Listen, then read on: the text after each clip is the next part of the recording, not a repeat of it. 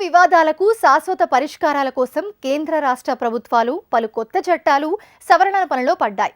ఆ క్రమంలోనే గ్రామ కంఠం ఆబాది భూములకు సంబంధించి గ్రామాల్లోని ఆస్తుల సర్వేకు కేంద్ర ప్రభుత్వం స్వామిత్వ పథకాన్ని ప్రారంభించిన సంగతి తెలిసిందే.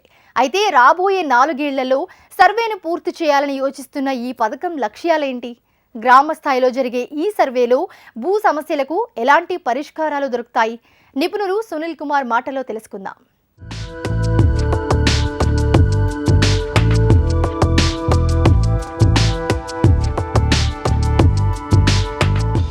హెచ్ఎంటీవీ నేలతల్లి వీక్షకులకి నమస్కారం.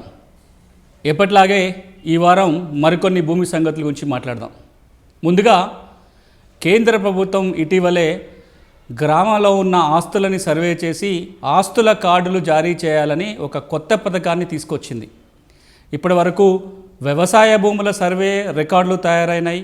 గత 100-150 ఏళ్ల క్రితం నుంచి కూడా ఏదో ఒక పద్ధతిలో వ్యవసాయ భూముల సర్వే రికార్డుల మెయింటెనెన్స్ ఉంది. కానీ ఏదైతే గ్రామ కంఠాలు ఆబాదీలు ఉన్నాయో, నివాస స్థలాలు ఉన్నాయో పంచాయతీ పరిధిలో, ఈ నివాస స్థలాల సర్వే జరగలేదు.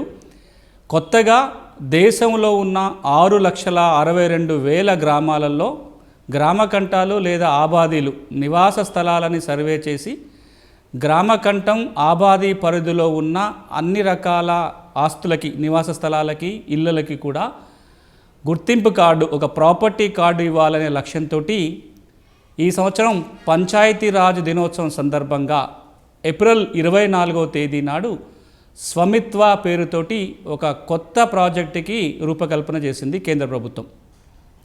స్వామిత్వ అంటే అది ఒక ఇంగ్లీషు అక్రోనిము. దాని పూర్తి పేరు survey of village abadis and mapping with improved technology in village areas. అంటే గ్రామీణ ప్రాంతంలో ఉన్న ఆబాదీలని సర్వే చేసి పటాలు తయారు చేసి కార్డులు ఇవ్వాలి అనే లక్ష్యంతో వచ్చిన ఈ ప్రాజెక్ట్. ఈ సర్వే కూడా అధునాతన పరిజ్ఞానాన్ని వినియోగించుకొని డ్రోన్ల ద్వారా, అదేవిధంగా కార్స్ టెక్నాలజీ అని ఉంది, డీజీపీఎస్, జీపీఎస్ టెక్నాలజీ ఉంది. వీటి యొక్క టెక్నాలజీ యొక్క ఆసరా తీసుకొని ఈ కొత్త రకమైన సాంకేతిక పరిజ్ఞానం ద్వారా గ్రామీణ ఆస్తుల సర్వే జరగబోతుంది. ఈ విధంగా డ్రోన్లని, కార్స్ టెక్నాలజీని వాడుకోవటం కోసం, అలాంటి సాంకేతిక నైపుణ్యానికి సహకారం అందించడానికి కేంద్ర ప్రభుత్వ పంచాయతీరాజ్ శాఖ సర్వే ఆఫ్ ఇండియా వారితో ఒప్పందం కుదుర్చుకుంది. సర్వే ఆఫ్ ఇండియా భూములను కొలిసే ఒక పెద్ద సంస్థ, అది ప్రభుత్వ రంగ సంస్థ. ఈ సర్వే ఆఫ్ ఇండియా వారు పంచాయతీరాజ్ శాఖతో కలిసి ఇలాంటి ప్రాజెక్ట్ చేయబోతున్నారు. పంచాయతీలు ఏవైతే ట్యాక్స్ వసూలు చేస్తాయో, ఇంటి పన్ను వసూలు చేస్తుందో, ఈ ఇంటి పన్ను సక్రమంగా వసూలు కావాలి అంటే ఈ రికార్డు సక్రమంగా ఉండాలి. గ్రామాలలో ప్లానింగ్ జరగాలంటే ఇలాంటి రికార్డు సక్రమంగా ఉండాలి. గ్రామాలలో వివాదాలు తగ్గాలి, భూ వివాదాలు తగ్గాలి అంటే ఈ గ్రామ కంఠాలు ఆబాదీల రికార్డు కూడా సక్రమంగా ఉండాలి. ఇవన్నీ లక్ష్యాలు నెరవేరడం కోసం స్వామిత్వ ప్రాజెక్టు ద్వారా 4 ఏళ్లలో ఈ పని చేయాలని కేంద్రం అనుకుంది. ఏప్రిల్ 24వ తారీఖున ఈ పథకాన్ని గౌరవ ప్రధానమంత్రి గారు ప్రారంభం చేశారు.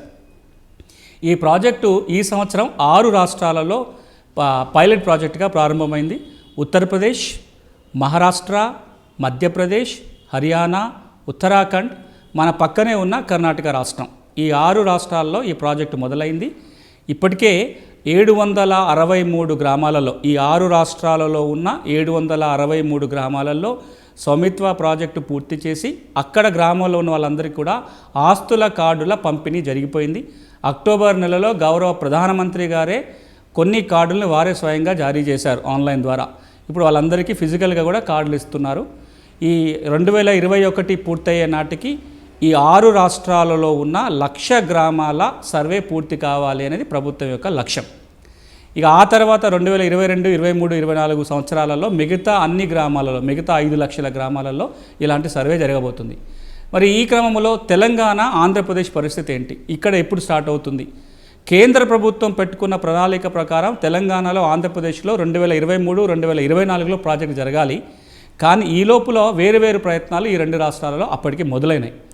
ఆంధ్రప్రదేశ్ విషయానికి వచ్చినట్లయితే ఇటీవలనే భూముల సమగ్ర సర్వే కోసం ఒక కొత్త పథకాన్ని ప్రారంభించింది. వ్యవసాయ భూములతో పాటు ఇంటి స్థలాలని, పట్టణాల్లో ఉన్న ఆస్తులను కూడా సర్వే కోసం ఈ ప్రాజెక్టులో లక్ష్యంగా పెట్టుకున్నారు. అందుకోసం ఇప్పటికే ప్రాజెక్ట్ లాంచ్ అయింది. దాంతోపాటుగా ఆంధ్రప్రదేశ్ ప్రభుత్వాన్ని కేంద్రాన్ని ఒక రిక్వెస్ట్ చేసుకుంది. ఎట్లాగూ సర్వే మొదలైంది కాబట్టి గ్రామీణ ఆస్తుల సర్వేని 2023 దాకా ఆగకుండా ఇప్పుడే సర్వే చేస్తాము, అనుమతి ఇవ్వమని అడిగారు. కొంత నిధులు కేటాయించమని కేంద్రాన్ని అడిగితే కేంద్రం దానికి అనుమతి ఇచ్చింది. సో ఇప్పుడు ఏదైతే ఆంధ్రప్రదేశ్ రాష్ట్రంలో భూముల సమగ్ర సర్వే జరుగుతుందో అందులో అంతర్భాగంగానే గ్రామ కంటాల ఆబాదుల సర్వే కూడా జరగబోతుంది. తెలంగాణ విషయానికి వచ్చినట్లయితే వ్యవసాయేతర ఆస్తులను కూడా ధరణిలో పొందుపరచాలని ప్రభుత్వం నిర్ణయం తీసుకొని ఆ మేరకు ధరణిలో నమోదు చేసే ప్రక్రియ ప్రారంభం చేశారు. కానీ ఈ లోపలనే గౌరవ తెలంగాణ హైకోర్టు దాని మీద స్టే విధించింది. ప్రస్తుతానికి వ్యవసాయేతర ఆస్తులని ధరణిలో నమోదు చేయడానికి వీల్లేదు. ఒకసారి కోర్టు నిర్ణయం తీసుకుంటే ధరణిలోనే వ్యవసాయేతర ఆస్తులు, అందులో ఇంటి స్థలాల వివరాలు కూడా వస్తాయి. అందులో వచ్చిన వాళ్ళందరికీ తెలంగాణ ప్రభుత్వం ఒక కొత్త పాస్ పుస్తకాన్ని, మెరూన్ కలర్ పాస్ పుస్తకాన్ని జారీ చేస్తానంటుంది. సో గ్రామాలలో ఇంటి స్థలాలు ఉన్న వాళ్ళకు కూడా ఇలాంటి మెరూన్ కలర్ పాస్బుక్ వస్తుంది. ఇక్కడ తెలంగాణ ఇంకొక 2 అంశాలు కూడా దృష్టిలో పెట్టుకుంటే మరింత మేలు జరుగుతుంది. ఒకటి, ఈ స్వామిత్వ ప్రాజెక్ట్ నుంచి కొంచెం నిధులు తెచ్చుకునే ప్రయత్నం కనుక చేస్తే గ్రామీణ ప్రాంతంలో ఆస్తులని ధరణిలో ఎక్కించడమే కాకుండా భూములని సర్వే జరిగే వెసులుబాటు కలుగుతుంది. ఇంటి స్థలాన్ని డ్రోన్ ద్వారా సర్వే చేసి రికార్డు కూడా తయారు చేసుకోవచ్చు. రెండవది, సమగ్రంగా సర్వే చేసి కనుక మనం ధరణిలో పెట్టుకున్నట్లయితే రేపొద్దున ఇబ్బందులు రాకుండా ఉంటాయి. మొత్తంగా గ్రామీణ ఆస్తుల సర్వే కోసం కొత్తగా తీసుకొచ్చిన కేంద్ర ప్రభుత్వం ఇది. తెలంగాణ రాష్ట్ర ఏం చేస్తుందో కూడా మనం మాట్లాడుకున్నాం. ఇది రాబోయే 3 ఏళ్లలో పూర్తి కావాలని లక్ష్యంతో వచ్చిన ప్రాజెక్ట్. సరైన భూ రికార్డులు ఉంటేనే భూమికి భద్రత ఉంటుంది. ఎప్పటికప్పుడు భూ సంబంధిత రికార్డులు సరిచూసుకుంటే భూ హక్కులకు ఎలాంటి ముప్పు ఉండదనేది నిపుణుల మాట. ఈ నేపథ్యంలో భూ హక్కుల భద్రత, భూమి రికార్డుల మీద అవగాహనపై పలు ఆసక్తికర నిజాలు వెల్లడయ్యాయి. ఈ క్రమంలో ఏ భూమికి ఎలాంటి రికార్డులు ఉండాలి, ఏ రికార్డులుంటే భూమికి భద్రత ఉన్నట్టు, భూ పరిపాలనలో కొత్త చట్టాలు, సవరణలు ఏ విధంగా ఉపయోగపడతాయి వంటి అంశాల గురించి ఇప్పుడు తెలుసుకుందాం. ప్రపంచవ్యాప్తంగా అన్ని దేశాలలో ఆ దేశంలో ఉన్న ప్రజలు వాళ్ళ భూమి హక్కులకు సంబంధించి ఎంత మేరకు భద్రంగా ఫీల్ అవుతున్నారు, అంటే ఎంత మేరకు సెక్యూర్డ్గా ఉందనుకుంటున్నారు, ఎంతమంది అభద్రతగా ఫీల్ అవుతున్నారు అనేది ఒక సర్వే నిర్వహిస్తున్నారు గత 2-3 సంవత్సరాలుగా.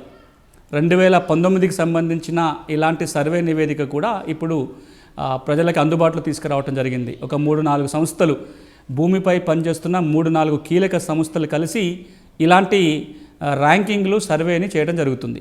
దీన్నే ప్రిండెక్స్ అంటారు, ప్రాపర్టీ రైట్స్ ఇండెక్స్. దాని షార్ట్ ఫామ్లో ప్రిండెక్స్ అని ఒక కొత్త సర్వేని గత కొన్ని సంవత్సరాలుగా చేస్తున్నారు.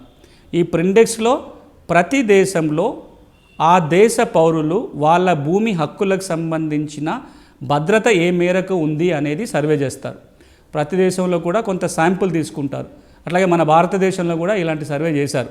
దాదాపుగా ఒక 5-6 వేల మందిని శాంపుల్గా తీసుకొని అన్ని రాష్ట్రాలలో కొన్ని ప్రశ్నలు అడుగుతారు.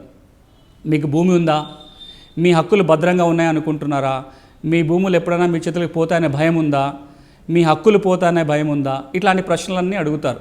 ఇట్లా అడిగి ఈ దేశంలో ఎంతమంది తమ భూమి హక్కులు భద్రంగా ఉన్నాయి అని ఫీల్ అవుతున్నారో ఒక సంఖ్య చెప్పారు.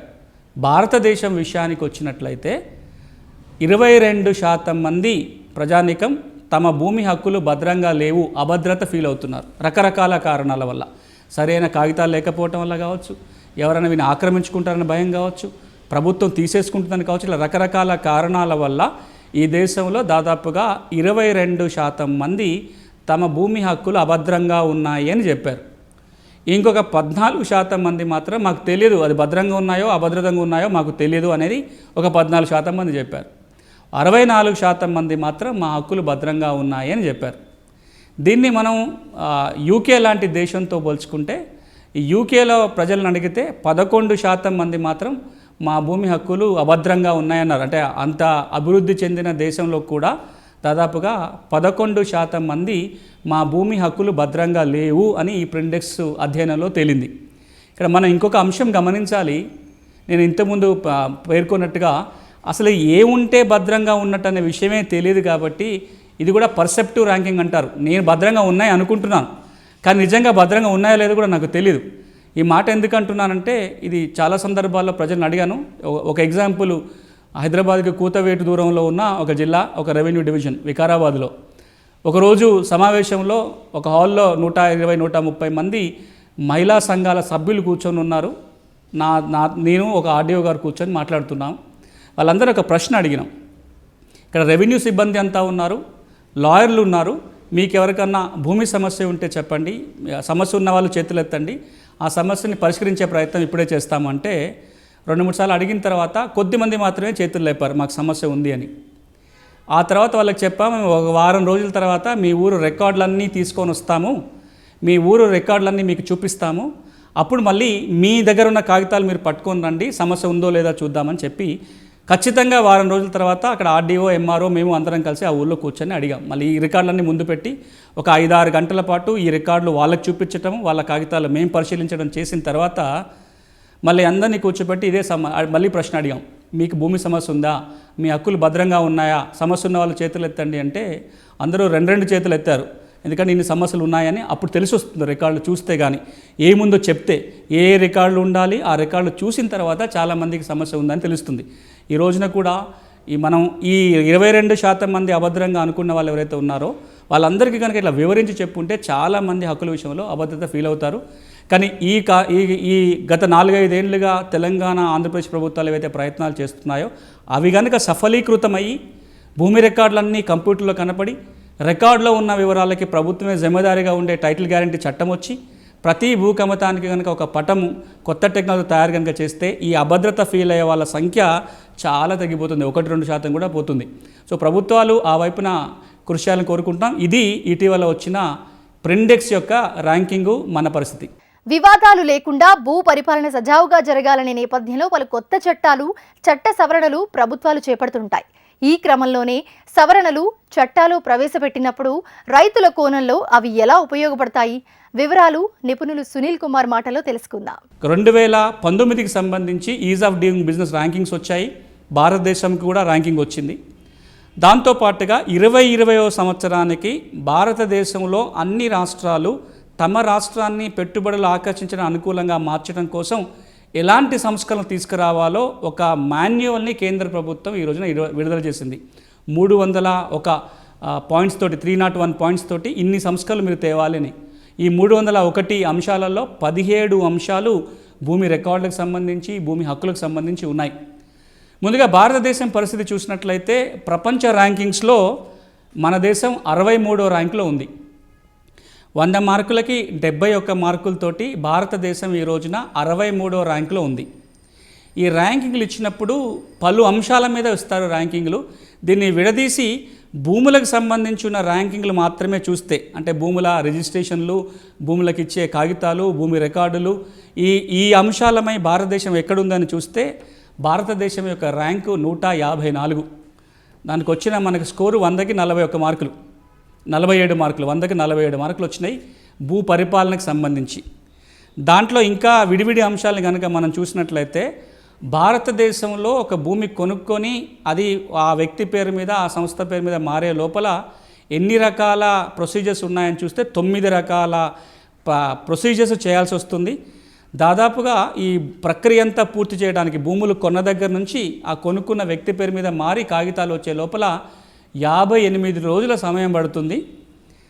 అయ్యే ఖర్చు చూస్తే భూమి విలువలో దాదాపుగా 8% ఈ రిజిస్ట్రేషను, భూముల కొనుగోలు ప్రక్రియకే ఖర్చు అవుతుంది. రిజిస్ట్రేషన్ ఫీ, స్టాంప్ డ్యూటీ, ఇతరత్ర అన్నీ కలిపితే 7.8% భూమి విలువలో ఖర్చు అవుతుంది.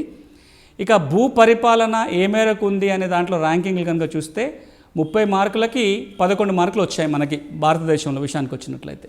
ఇప్పుడు ఇది మారాలి, దేశం త్వరితగతిన ప్రగతి సాధించాలంటే ఈ ర్యాంకులలో మార్పు రావాలి. అందుకోసం ఏం చేయాలి అని ప్రతి ఏటా కూడా రాష్ట్ర ప్రభుత్వాలకి కొన్ని గైడ్లైన్స్ కేంద్రం ఇస్తుంటుంది. అట్లా 2020 సంవత్సరానికి కూడా కేంద్ర ప్రభుత్వం గైడ్లైన్స్ ఇష్యూ చేసింది.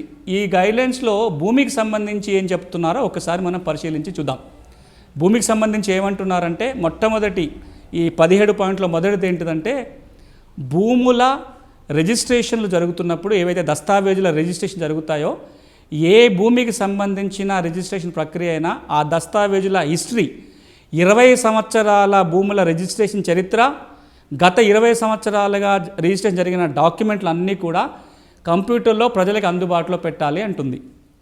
అంటే ఒక భూమి తీసుకుంటే, వ్యవసాయ భూమి తీసుకుంటే గత 20 సంవత్సరాలుగా ఎన్నిసార్లు చేతులు మారితే ఆ మొత్తం చరిత్ర కంప్యూటర్లో అందుబాటులో ఉండాలి, ఎవరెవరికి ఎప్పుడెప్పుడు చేతులు మారిందని. అట్లా మారినప్పుడు రాసుకున్న దస్తావేజుల కాపీలు కూడా గత 20 సంవత్సరాలే కంప్యూటర్లో అందుబాటులో పెట్టాలి అని చెప్తున్నారు. ఇక రెండోది, వ్యవసాయ భూముల హక్కుల రికార్డు ఏదైతే ఉంటుందో తెలంగాణ, ఆంధ్రలో అయితే 1B రికార్డు, ఈ 1B రికార్డులో కూడా గత 20 ఏళ్ళలో వచ్చిన మార్పుల్ని కూడా కంప్యూటర్లో ప్రజలకు అందుబాటులో పెట్టాలి అనేది ఇంకొక సూచన. ఇక వీటితో పాటుగా ప్రాపర్టీ ట్యాక్స్ అంటే ఆస్తి పన్ను ఎంత కట్టాలి అనేది కంప్యూటర్లోనే ఉండాలి. భూముల రిజిస్ట్రేషన్ జరిగేటప్పుడు స్టాంప్ డ్యూటీ, రిజిస్ట్రేషన్ ఫీ ఎంత కట్టాలో కంప్యూటర్లో ఉండాలి. రిజిస్ట్రేషన్ ప్రక్రియకి మ్యూటేషన్ ప్రక్రియకి లింక్ చేయాలి, అంటే రిజిస్ట్రేషన్ జరిగిన వెంటనే మ్యూటేషన్ అయిపోయేటట్టుగా చూసుకోవాలి. ఈ రిజిస్ట్రేషన్ అయినప్పటి నుంచి చేతిలో కాగితాలు రావడానికి ఎక్కువ టైం పట్టకూడదు. ఇట్లా ఒక 17 అంశాలను ఇందులో పొందుపరిచారు. అందులో కీలకమైన ఏంటంటే 3 ముక్కల్లో చెప్పాలి అంటే భూములకు సంబంధించిన సమగ్ర సమాచారం కంప్యూటర్లో ఉండాలి. అది ప్రతి కమతానికి ఉన్న ఒక యూనిక్ నంబరు, దాని మీద జరిగిన రిజిస్ట్రేషన్ల చరిత్ర, దాని స్టాంప్ డ్యూటీ, దాని రిజిస్ట్రేషన్ ఫీ, దానికి కట్టాల్సిన పన్ను అన్నీ కూడా కంప్యూటర్లో ఎవరైనా ఎప్పుడైనా చూసుకునే విధంగా ఉండాలి. ఇప్పుడేముందో కాకుండా గత 20 సంవత్సరాల చరిత్ర కూడా కంప్యూటర్లో అందుబాటులో పెట్టాలి. ఇది ఒకటి. 2, భూములకు సంబంధించిన వివిధ శాఖల దగ్గర ఉన్న సమాచారాన్ని అంతా కూడా ఒక చోట అందుబాటులో ఉంచేటట్టుగా చూడాలి. ఇక 3వది, ఒక భూమిని వ్యవసాయ భూమి నుంచి వ్యవసాయేతర అవసరాలకు మార్చుకోవాలి అంటే ఇంత ప్రక్రియ ఉండకూడదు, ఫీజు ఎంత కట్టాలి, ఆ ప్రక్రియ అంతా కూడా ఆన్లైన్లోనే జరిగే విధంగా చర్యలు తీసుకోవాలని చెప్పి ఈ కొత్తగా ఇచ్చిన యాక్షన్ ప్లాన్లో చెప్పారు. వారు ఆశించినవన్నీ కనుక జరిగితే రికార్డులు స్పష్టంగా తయారవుతాయి, రికార్డుల మార్పు చేర్పులు కూడా సులభం అయ్యే అవకాశాలు ఉన్నాయి. ఈ మేరకు ఇప్పటికే తెలంగాణ రాష్ట్రం, ఆంధ్రప్రదేశ్ రాష్ట్రం చాలా చర్యలు తీసుకుంటూ వస్తుంది. తెలంగాణలో మనం చూసాం, కొత్త ROR చట్టం వచ్చింది, కొత్త ధరణి వెబ్సైట్ వచ్చింది, తర్వాత కొత్త నాలా చట్టం వచ్చింది. అంటే పాత చట్టానికి సవరణ చేసుకుంటూ కొత్త నియమాలు నాలకు సంబంధించి తీసుకొచ్చారు. భూ చట్టాలను అధ్యయనం చేసి ఒక చట్టం చేసే ప్రయత్నం జరుగుతుంది. ఆంధ్రప్రదేశ్లో అయితే భూముల సర్వే ప్రారంభమైంది, టైటిల్ గ్యారంటీ చట్టం వచ్చింది, నాలా చట్టం మారింది. ఇవన్నీ కూడా ఈ రాష్ట్రాలని పెట్టుబడులకు అనుకూలంగా మార్చడం కోసం చేస్తున్న ప్రణాళికలు. ఇట్లా చేయటం వల్ల పెట్టుబడులు పెరిగే అవకాశం ఉంటుంది. అందుకోసం తీసుకొచ్చిన సంస్కరణల వల్ల సాధారణ ప్రజానీకానికి, భూ యజమానులకు కూడా మేలు జరుగుతుంది. కానీ ఇక్కడ ఒక చిన్న అంశాన్ని 2 ప్రభుత్వాలు గుర్తుపెట్టుకున్నట్లయితే మరింత మేలు రైతాంగానికి చేయొచ్చు. తీసుకొస్తున్న సంస్కరణలన్నీ పెట్టుబడుల కోణంలో మనం ఎట్లయితే చూస్తున్నామో ఇవే సంస్కరణలన్నీ రైతు కోణంలో కూడా చూసే ప్రయత్నం చేయాలి.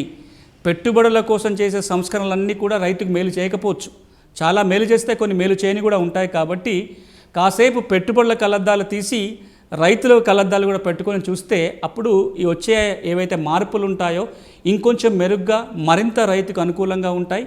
ఒకవేళ అన్నీ అనుకూలంగా ఉన్నా కూడా అనుకూలంగా ఉన్నాయా లేదా కూడా తెలుస్తుంది, రైతుకు మేలు జరుగుతుంది. సో 2 ప్రభుత్వాలకి భూమి హక్కుల మీద పనిచేసే వ్యక్తిగా ఒక రిక్వెస్ట్ ఏంటంటే ఈ మార్పు చేర్పులన్నింటినీ కూడా రైతుల కోణంలో కూడా ఆలోచించి చేస్తే బాగుంటుంది. పేదలకు ఇళ్ల స్థలాలు, పట్టాల పంపిణీకి ఆంధ్రప్రదేశ్ ప్రభుత్వం కొత్త పథకాన్ని ప్రారంభించింది. అయితే ప్రభుత్వం ద్వారా పొందిన ఇళ్ల స్థలాలను అమ్ముకునే విధంగా కొన్ని అవకాశాలు ఇచ్చినప్పటికీ హైకోర్టులో పిల్ దాఖలైన నేపథ్యంలో షరతులున్న పట్టా నమూనా జీవోని ప్రభుత్వం విడుదల చేసింది. నమూనాలోని ముఖ్య అంశాలను ఇప్పుడు తెలుసుకుందాం. ఆంధ్రప్రదేశ్ రాష్ట్ర ప్రభుత్వం పేదలందరికీ ఇంటి స్థలాలు ఇవ్వాలనే లక్ష్యంతో ఒక కొత్త పథకానికి అంకురార్పణ చేసి పట్టాల పంపిణీ కార్యక్రమాన్ని కూడా ప్రారంభం చేసింది. ఇంతకు మునిపే నవరత్నాలు పథకంలో భాగంగా అందరికీ ఇంటి స్థలాలు ఇవ్వటం కోసం కొన్ని నియమాలు తీసుకొచ్చారు. కొత్తగా పేదలకు ఇంటి స్థలాలు ఇవ్వడంతో పాటుగా అట్లా ఇచ్చిన ఇంటి స్థలాలు వాళ్ళు అమ్ముకోవడానికి అవసరమైతే అనుకూలంగా నియమాలు కూడా పెట్టారు. డీఫామ్ పట్టా బదులుగా కొత్త కన్వేయన్స్ డీడ్ ఇవ్వడానికి నియమాలు చేసుకున్నారు. కానీ ఆ తదనంతరం గౌరవ హైకోర్టులో కొన్ని కేసులు నమోదవటం, ఇప్పుడు అవి విచారణ కొనసాగుతున్న నేపథ్యంలో కోర్టు తీర్పుకు లోబడి ఇంకొన్ని మార్పులు చేశారు. కొత్తగా ఈ ఇంటి స్థలాలకు ఎవరికైతే పట్టాలు ఇస్తున్నారో ఆ పట్టా నమూనాని రాష్ట్ర ప్రభుత్వం ఇటీవల 24వ తారీఖు నాడు ఈ పట్టా నమూనాని రిలీజ్ చేశారు. అంటే ఏ కండిషన్స్తో ఈ పట్టాలు ఇస్తారు అని చెప్తూ ఒక జియోని ఆంధ్రప్రదేశ్ రాష్ట్ర ప్రభుత్వం జారీ చేసింది. ఈ జియోలో ఏం చెప్పారంటే ఇంతకు మునుపులాగే BSO 21 ప్రకారం ఇంటి పట్టాలు ఇస్తామని చెప్తున్నారు. అందులో చాలా నియమాలు ఉంటాయి. ఈ పట్టాలు ఈ కండిషన్స్కి లోబడి ఉంటాయి. దాదాపుగా 14 షరతులు దీంట్లో ఉన్నాయి. ఈ 14 షరతులకు లోబడే ఈ ఇంటి పట్టా ఉంటుంది. ఈ షరతులు ఉల్లంఘిస్తే కనుక పట్టా రద్దు చేయొచ్చు, ఆ భూమిని వెనక్కి తీసుకోవచ్చు. ఇక్కడ 2 అంశాలు నేను ప్రస్తావించదలుచుకున్నాను. ఈ పట్టాలో ఉన్న నియమాలు కొంచెం రాష్ట్ర ప్రభుత్వం పునరాలోచన చేస్తే చాలామందికి మేలు జరుగుతుంది. అందులో మొదటిది ఏంటంటే, ఈ కొత్తగా జారీ చేసిన పట్టా నమూనాలో 7వ షరతు కనుక మనం చూస్తే, ప్రభుత్వం అనుమతి లేకుండా భూమిని అన్యాక్రాంతం చేసిన ఎడల అట్టి అన్యాక్రాంతం చెల్లుబాటు కాదు అని నియమం పెట్టారు. అంటే ఇది అమ్ముకోవద్దు, తరతరాలుగా మీరు అనుభవించాల్సిందే, కానీ ఇంటి పట్టాని ప్రభుత్వం అనుమతి లేకుండా అమ్ముకోవద్దు అని రూల్ మళ్ళీ పెట్టారు. కానీ ఇంతకు మునిపే చేసిన చట్ట సవరణ ప్రకారం 20 సంవత్సరాల తర్వాత ఇంటి పట్టాని అమ్ముకోవటానికి చట్టంలోనే వెసులుబాటు ఉంది. కాబట్టి ఈ పట్టా నియమంలో అది మారిస్తే బాగుంటుంది. రెండవది, గౌరవ హైకోర్టు పలు సందర్భాల్లో చెప్పినట్టుగా కొంత కాల పరిమితి తర్వాత అమ్ముకోవచ్చు అని పట్టా ఇస్తే ఆ కాల పరిమితి అయిపోయిన వెంటనే అది అమ్ముకోవడానికి అవకాశం ఉండాలి. మళ్ళీ ప్రభుత్వం అనుమతి తీసుకోవటం, ఎన్ఓసి ఇలాంటివి ఉండకూడదు. మరి ప్రభుత్వం ఏం చేయాలి? 20 సంవత్సరాల వరకు ఈ పట్టా ఇచ్చిన భూమిని నిషేధ జాబితాలో పెట్టాలి. 20 ఏళ్ళు కాగానే ఆ జాబితాలోకి వెళ్ళి తీసేసే వెసులుబాటు ఉండాలి. కానీ మళ్ళీ ప్రభుత్వం అనుమతి తీసుకునే రూల్ అనేది మంచిది కాదు. ఇక రెండో నియమం దీంట్లో పెట్టారు. ఇది షరతు నెంబర్ 8. ప్రజాహిత ప్రయోజన నిమిత్తం లేదా ప్రభుత్వ ప్రయోజనాలకు అవసరమైనది భావించినచో ప్రభుత్వం వారు ఈ ఉత్తర్వులను రద్దు చేసి అసైన్మెంట్ భూమిలోకి ప్రవేశించుటకు హక్కు కలిగి ఉన్నారు. అట్టి సందర్భంలో ఈ భూములకి ఎట్టి పరిహారము చెల్లించబడదు అని రాశారు. అంటే ఈ పట్టా ఏదైతే ఉందో ఆ భూమి ప్రభుత్వానికి ప్రజా అవసరాల కోసం కావాల్సి వస్తే ఎప్పుడైనా వెనక్కి తీసుకుంటాము, అట్లా తీసుకున్నప్పుడు నష్టపరిహారం ఇవ్వము అని పట్టాలో పెట్టారు. కానీ ఈ షరతు చెల్లదు. ఎందుకంటే గౌరవ హైకోర్టు వారు ఇటీవల ఒక తీర్పు ఏమిచ్చారు? అసైన్మెంట్ భూముల్ని మీరు తీసుకున్నా, భూసేకరణ చట్టం కింద తీసుకున్నట్లయితే ఆ చట్ట ప్రకారమే పట్టా భూములతో సమానంగా నష్టపరిహారం ఇవ్వాల్సి ఉంటుంది. కాబట్టి భూసేకరణ చట్ట ప్రకారము అసైన్మెంట్ ఇంటి పట్టాలైనా వ్యవసాయ భూములైనా పట్టా భూములతో సమానంగా నష్టపరిహారం ఇచ్చే భూములు తీసుకోవాలి. ఈ 2 సవరణలు కూడా ప్రభుత్వం కొంచెం మార్పులు చేసుకున్నట్లయితే ఎవరైతే ఇంటి పట్టాలు పొందుతారో వారికి మరింత మేలు జరుగుతుంది. ఇది ఇటీవల ఆంధ్రప్రదేశ్ ప్రభుత్వం తీసుకొచ్చిన జియో, వాటికి సంబంధించిన విషయాలు. మరికొన్ని భూమికి సంబంధించిన అంశాలతోటి వచ్చే వారం కలుసుకుందాం. అంతవరకు సెలవు. నమస్తే.